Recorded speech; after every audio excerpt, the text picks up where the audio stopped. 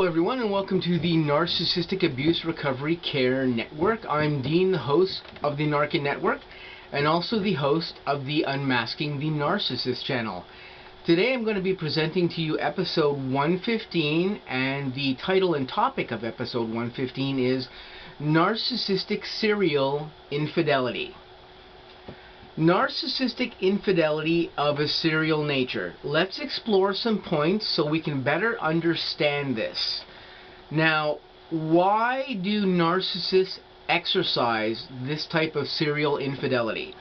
Well, we've gone into this in some other episodes on the N.A.R.C.N network, which are more detailed, and you can probably find them on the network here if you look a little bit around. Everything is titled pretty clearly as to what the subject is on my network.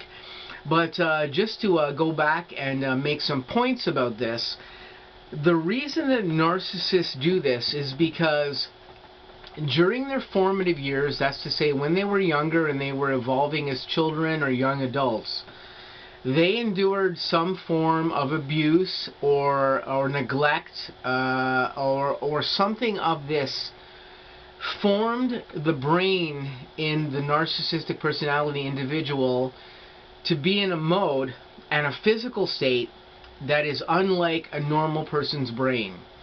So that is to say that their brains have evolved and formed and grown in a way where they do not work normally, they electrically do not function normally, and physically they haven't developed normally. So what this does is this affects the areas of the brain that control things like reasoning and emotions and these particular states of the narcissist. These things in turn affect how they act and react with people, and this in turn affects people around them. So because of the abuse or neglect or whatever has gone on with them when they were younger, they don't trust people properly. They have an inability to trust. They have an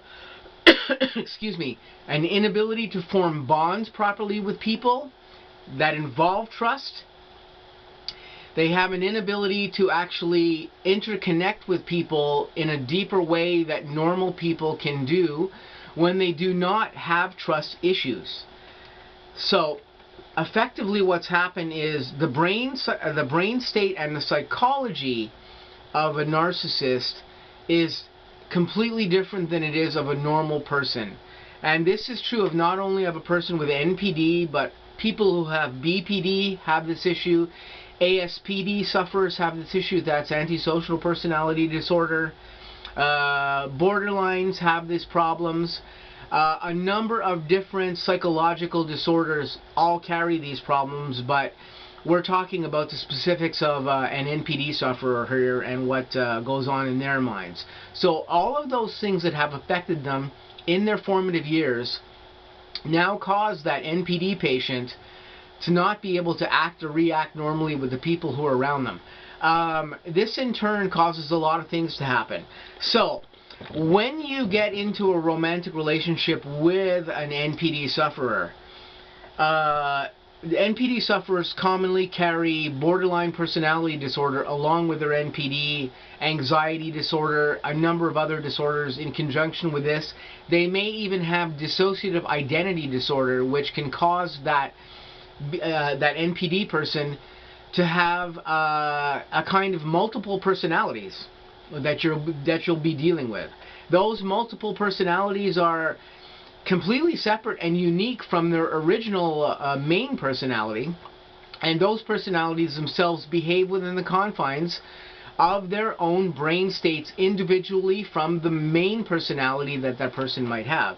So again, this is a very complex thing to be dealing with and quite complex to understand, but I'm going to try to put it into as simple terms as we can here. Now, because of the fact that the NPD person does not trust people and has problems with confidence in trusting people, just as a whole, they are not able to really feel safe with other individuals, feel safe with putting their best interests or their narcissistic interests in the hands of other people. This is why narcissists seek to control everything and everyone around them and everything that they get exposed to and do, because that allows them to have ultimate control over everything and everyone, and then they don't have to worry about trust factors and things of this nature or feeling secure. This is their way to feel secure, because their brains cannot allow them to feel secure due to the altered brain state that they currently exist in their adulthood. But this also goes for younger NPDs as well too. Teenagers can have these emotions and feel like this as well too.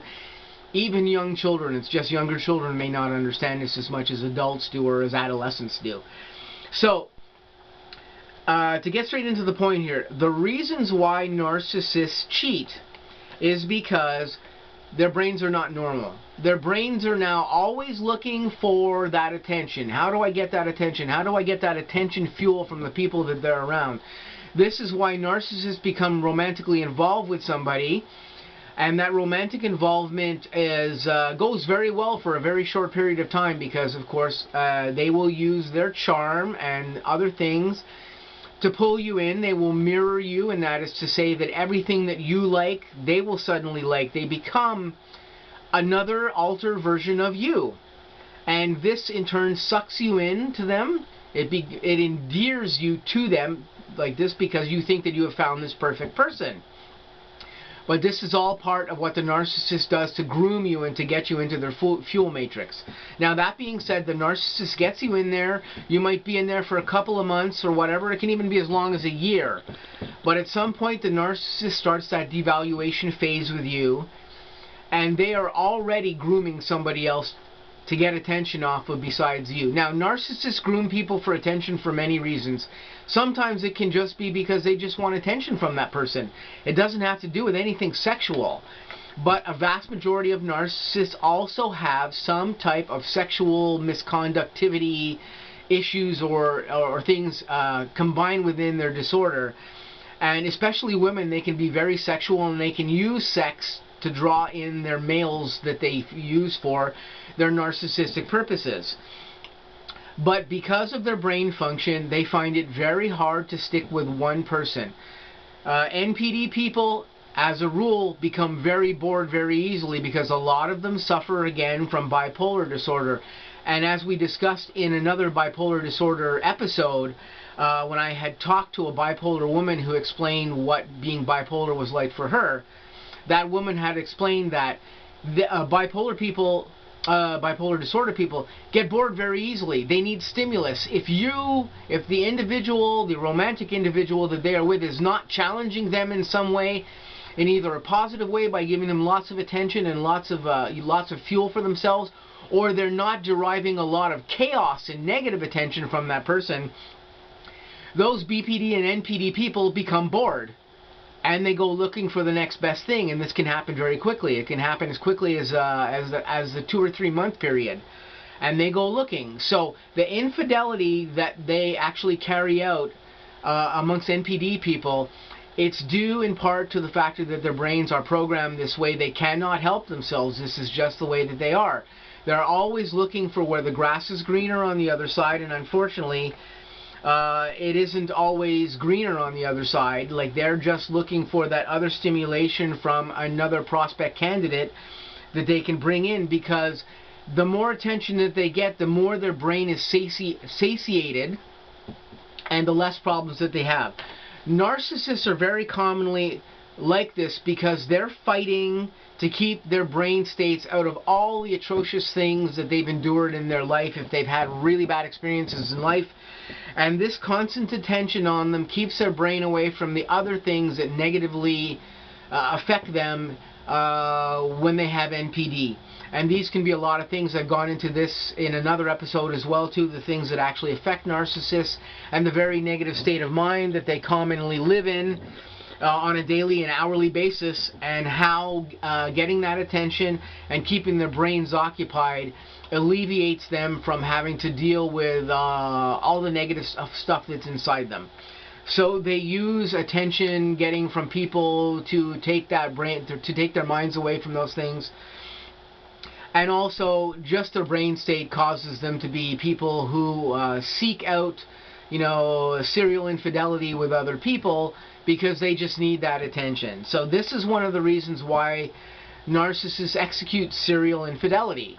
It's because they need that attention from someone wherever they can get it, and they look for it constantly. When you're in a relationship with a narcissist, it usually does not take them very long before they're looking for somebody new to add to that attention and add to that fuel that they're getting. And this is what causes them to be, untrustworthy in these particular ways. It's all part of their brain states and all part of the mechanical way that their brains work and part of the psychological way that their brains function.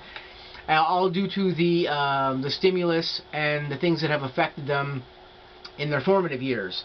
So these are basically the main reasons why we see infidelity out of the narcissist.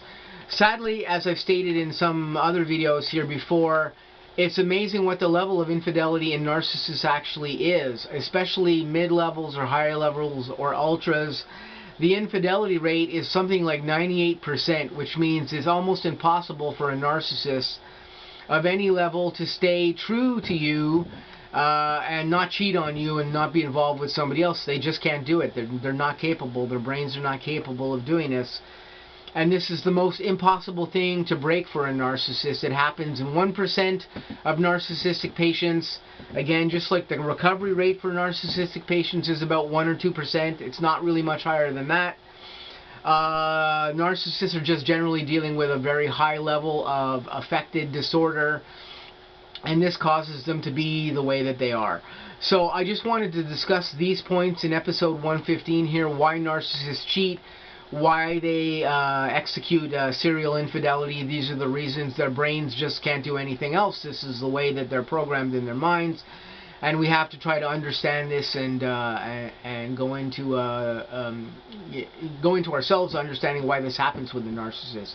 I may do a part 2 here to episode 115, where I might go into some more detail about the actual science of why this happens, but I have not written that episode yet. Maybe stay tuned. You may see a part 2 to this episode 115. But apart from that, I'm going to say stay tuned. I've got lots of new stuff coming up on the N.A.R.C.N network. Lots of new stuff coming up on the Unmasking the Narcissist channel. I hope you guys have a great day, and I'll catch you really soon with some upcoming episodes.